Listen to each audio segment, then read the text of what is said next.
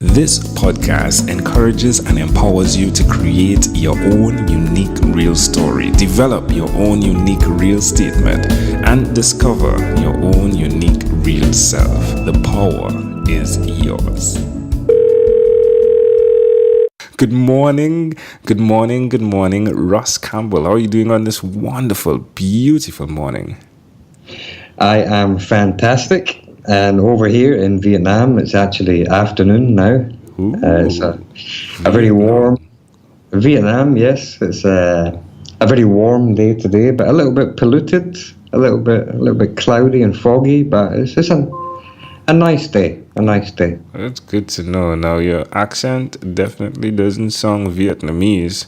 What accent is this? Am I hearing? It sounds a bit Scottish. It is Scottish, but I've lived in Asia for around 20 years now. Wow. And when I go back home to Scotland, people think that I do not sound Scottish, which is very, very strange. But so what brought you to Vietnam for 20 years? Well, I've been here for maybe 13, but before that I was in Singapore, Thailand, Myanmar, and it was fighting. That's what brought me to Asia the first time for boxing. Tell me more, please. You beat people up. Oh my.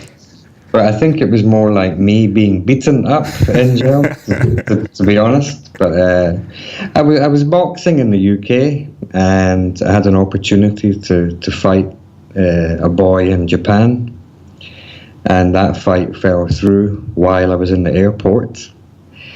So we stayed and we set up another fight. And slowly but surely I realized that I wasn't going to leave. So I stayed there. Wow. Was it a sixth sense? Well, I had 42 fights and I won 27 in total. So I lost quite a few, but I won quite a few. But I was never going to be world champion, put it that way. That's intriguing. Wow. But you are Russ's champion, aren't you? Well, hopefully. I like to think so. But even losing fights, losing's a great experience, I think. You learn a lot about yourself. You learn a lot about life. There's nothing shameful in it. It's part of growing, I think. So I look back on it with a lot of fondness, to be honest.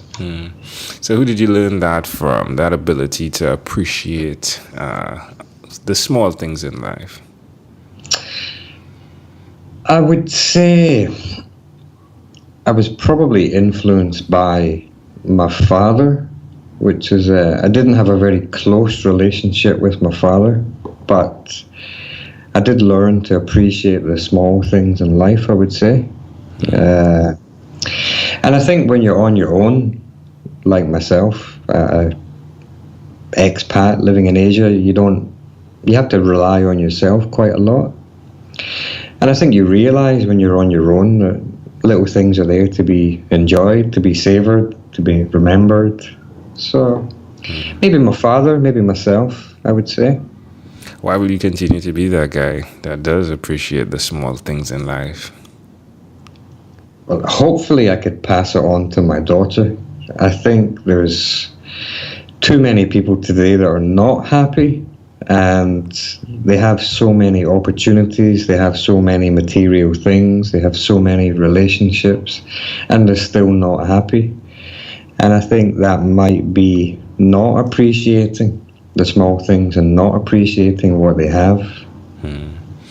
So how did you venture from boxing into entrepreneurship? Well, I had a little bit of a detour. I lost 6 fights in a row, and I realized it was time to hang up the gloves. So at that point, I was living in partly Singapore, partly Bangkok, and I had some money in the bank. I was living a good life, but I knew that the money would run out, so I had to do something about it. And I flirted with the idea of entrepreneurship, but I was offered a job, like many foreign people in Asia, teaching English. And I did that for a while, but the entrepreneurship idea never went away. And about 5 years ago, I just thought, no, that's not what I want to do. I need to be true to myself. So quit my job, built a website, started a little business, and then sold it. And I thought, well, I can do this. So, and it's been like that ever since. Wow, from boxer to website builder to that's amazing. It's been a strange life, but an enjoyable life, I would say. Well, that's great. So where can people reach out to you or connect with you? Well, speaking of websites, I'm redesigning my website. So at the moment, it would probably be best on Twitter, at Ross Campbell Me. It's RossCampbellme. All right. Well, tell me one other thing, Ross, that you've done consistently over the last 3 years, please. I think that would have to be improving as a father, I would say.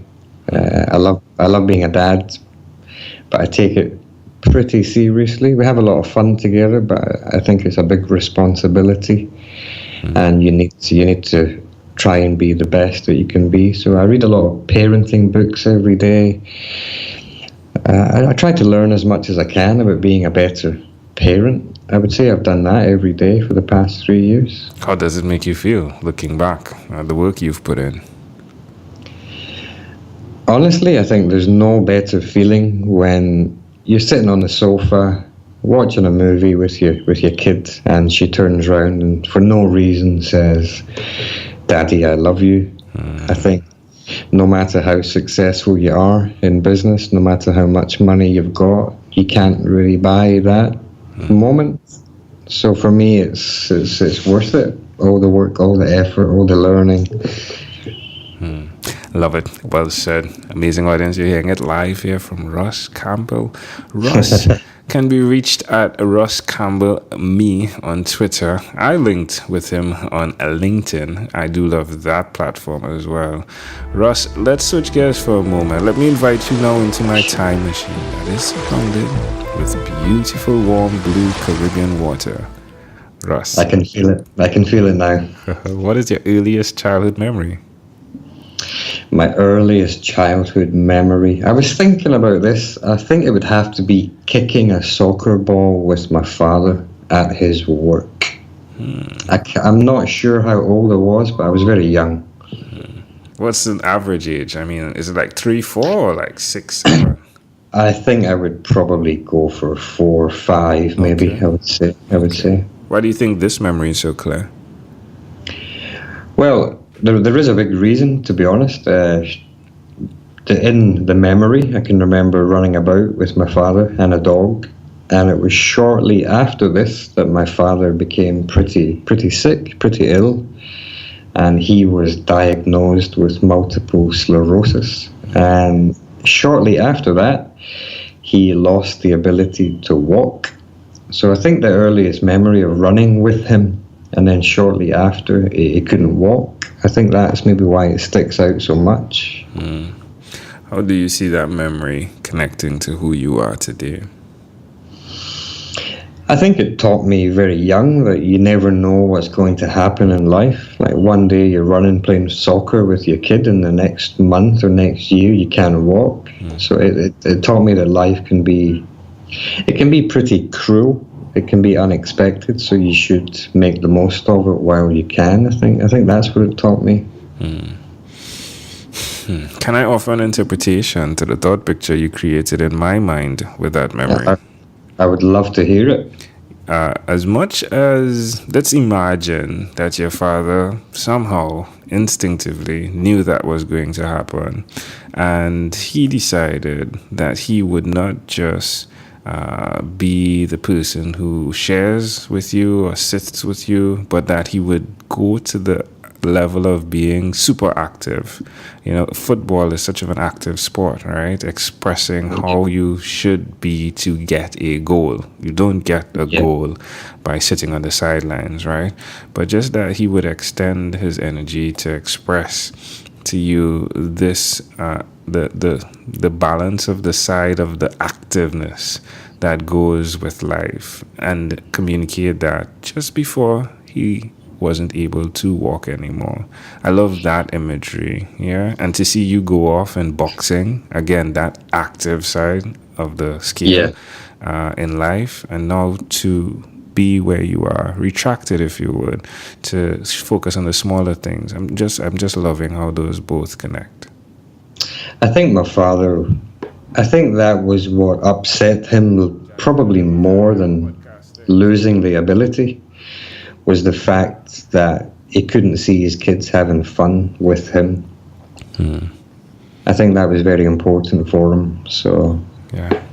But that's life. It is life. And I'm glad that you have learned what it is to take the small things into appreciation with your daughter now. That is excellent. If we fast forward to when you were 12, what was your favorite song? I was never much of a music fan, to be honest, Angel. All right. I loved reading, but there is one song that sticks out, and it's the song of You'll Never Walk Alone. All right. And it's a very famous soccer song in the United Kingdom. And my favourite soccer team that I used to watch every week, that was their anthem. But the words are actually quite meaningful too. But I would say that. But not much of a music fan, to be honest. It's pretty amazing how that connects, right? I mean, the earliest childhood memory with your father, and I mean, You'll Never Walk Alone. Pretty. I know. It's quite strange. Yeah, I've had many strange on this podcast. All right, Ross. Well, we've arrived at our destination, but before we get off of this time machine, there's a small declaration form. So it's yes or no. We're going to move pretty quickly here. Are you ready? I'm ready. Let's do it. Russ, have you chosen someone to pass on your skills to? My daughter. Are you 100%. Okay. Are you married? I am. I've been married for around 10 years. My wife is Vietnamese. Congratulations. Do you believe in God?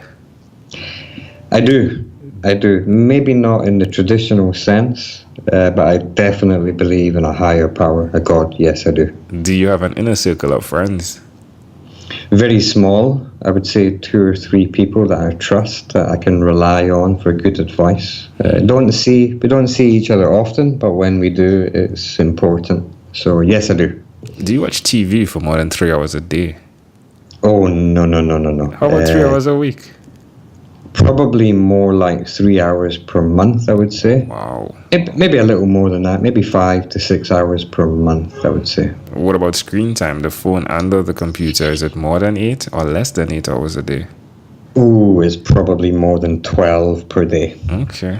Ross, in front of the computer, right? I think the computer, the telephone, the tablet, I'm always kind of... Right. Yeah, that's it. If you had to share with us your own unique real statement, a statement that represents Russ Campbell, what would you say that is?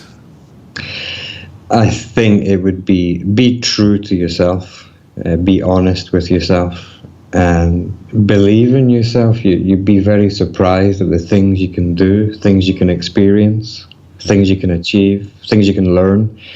Don't underestimate yourself. That would be my probably phrase to live by. Don't underestimate yourself. Love that. Russ Campbell, this was a great pleasure, my friend. Before you leave, is there anything else you'd like to share with our amazing audience? I would probably just like to congratulate you, actually. I noticed you on my iTunes feed there, my Apple podcast. You're on the New and Noteworthy. Oh, really? You're on the New and Noteworthy. Yeah, it's a fantastic achievement. Okay. But I think the guests that you have on, I think the audience can learn so much, whether it's a business leader or a disabled person or a musician or whoever it is. You always have really interesting guests. So keep listening, keep tuning into Angel and enjoy the show. I appreciate you listening, my friend. And as much as being a New and Noteworthy is something, I guess, is to be celebrated, I will say that having conversations with people like you, Russ, definitely make my day and help build me up in so many ways. So I do thank you so much for taking the time to be here and have, just about 12 minutes. I got more on this particular one, but just having this time. Thank you very much. Well, thank you very much. It was great, and you made my day too, to be honest. So thank you. It was a pleasure. Don't underestimate yourself. Russ Campbell, thank you for being on What is Inspired by 12-Minute Convos with Angel Jones. This segment has been brought to you by Amazel Enterprise.